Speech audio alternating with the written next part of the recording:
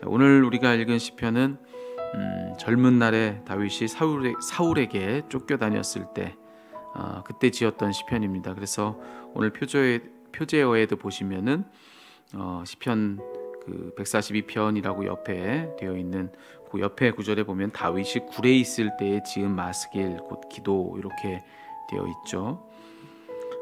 우리가 잘 알듯이 다윗의 등장과 함께 이스라엘 온 백성은 다윗에게 열광했습니다. 그래서 그가 전쟁에서 이기고 돌아오기라도 하면 사람들은 그를 향해서 이렇게 환호했습니다. 사울은 천천히요, 다윗은 만만이라.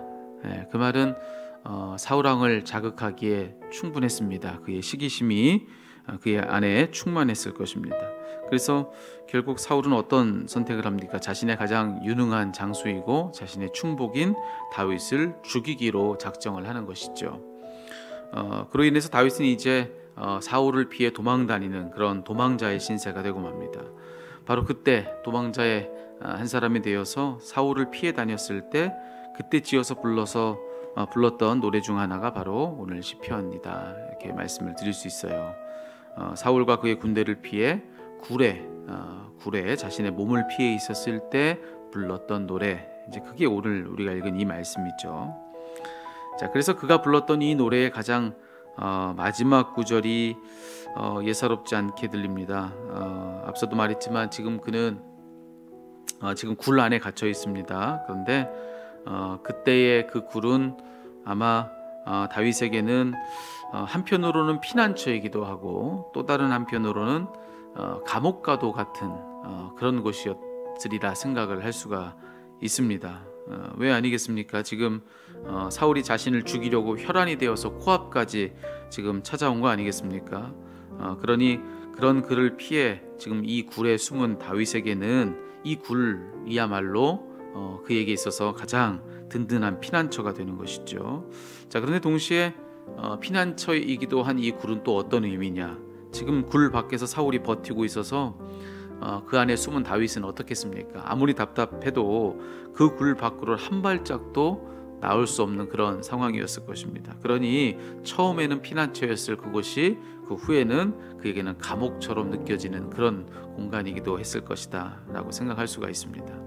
자, 그런데 후에 그가 깨닫는 거예요. 그러한 의미를 가지고 있던 그 동굴, 그 굴에서 그가 깨닫는데 뭘 깨닫느냐? 자, 두 가지입니다. 자, 아무리 그 굴을 피난처 삼아서 숨었어도 그곳이 절대로 자기에게 영원한 피난처가 될 수 없다는 사실을 그가 깨닫는 겁니다. 하나님이 아니고서는 그 누구도 또 그 무엇도 완벽하게 자신을 숨겨줄 수 있는 피난처가 없다라고 하는 것을 깨닫는 것이죠. 잠시 잠깐의 피난처는 될 수 있었을 것입니다. 그 굴이요. 그렇지만은 그곳에 영원히 자신의 몸을 숨길 수 없다는 사실, 또 다른 곳을 또 전전긍긍하며 피해 다니며 또 다른 피난처를 또 찾아야 또 한다는 사실, 영원히 거기에 자기 몸을 숨길 수 없다는 사실을 깨닫고 그 깨달음 끝에 아마 그는 그런 생각에 이르렀을 것입니다. 내게 영원한 피난처는 하나님밖에 없구나. 하나님이 내게 영원한 피난처시구나. 이제 그것을 그가 깨닫고 그는 그렇게 오늘 이 시편의 후반부에서 고백을 하는 겁니다. 주는 나의 피난처시요, 주님이 나의 피난처시라고 그렇게 고백을 하는 것이죠. 자, 근데 다른 한편으로 그가 또 깨닫는 것이 있는데 처음엔 그 굴을 잠깐 좋은 피난처 삼아 숨을 수 있었을 것입니다.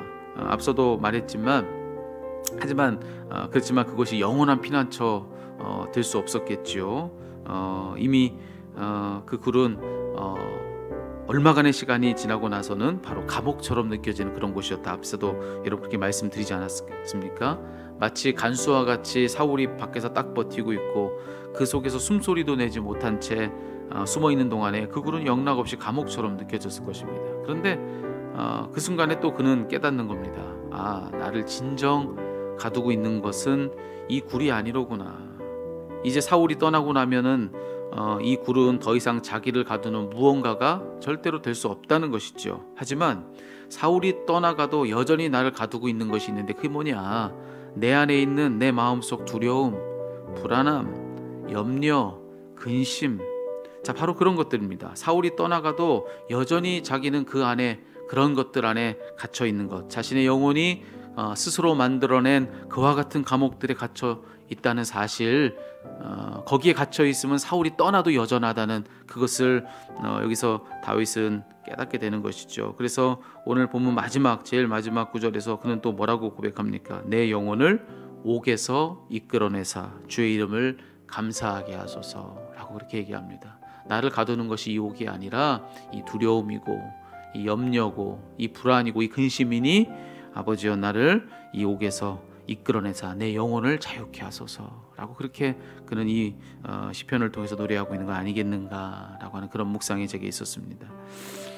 여러분 혹시 다윗이 지금 깨닫고 있는 그런 것들을 똑같이 깨달아야 될 그것이 바로 우리들이 아닐까라고 하는 그런 생각들을 해보게 됩니다. 여러분 우리 스스로에게 한번 물어볼 필요가 있습니다. 우리가 지금 의지하고 있는 우리의 피난처는 누군가? 우리의 피난처는 무엇인가? 우리의 피난처는 어디인가? 그것이 우리 당장에 보기에 그렇게 든든하게 보인다 할지라도 여러분 잠깐 우리의 몸을 숨겨줄 저 들녘의 하찮은 굴에 불과하다라고 하는 것, 얼마 지나지 않아서 우리는 그것을 깨닫게 될 것입니다. 영원한 피난처는 오직 하나님이시다. 오늘 다윗이 고백했던 이 고백이 저와 여러분의 고백이 되었으면 좋겠습니다. 그리고 또 우리 자신에게 물어봐야 됩니다. 우리를 지금 가두고 있는 것은 무엇인가? 나를 가두고 있는 그것, 혹시 나는 지금 나를 힘들게 만들고 나를 어렵게 만든 그 상황 속에 내가 갇혀 있다고 생각하지만 정말 그런가? 어쩌면 우리를 가두고 있는 것은 우리 스스로 만들어낸 우리 안에 있는 두려움, 근심, 불안, 걱정, 그런 어떤 우리의 영혼의 감옥에 우리가 갇혀 있는 것, 그것이 우리의 더 심각한 문제가 아닌가라고 하는 것. 주님의 약속이 무엇입니까? 사망 권세를 이미 주님께서 이기셨다라고 말씀하셨습니다. 부활로 그 증거로 우리에게 드러내 주신 거 아니겠습니까?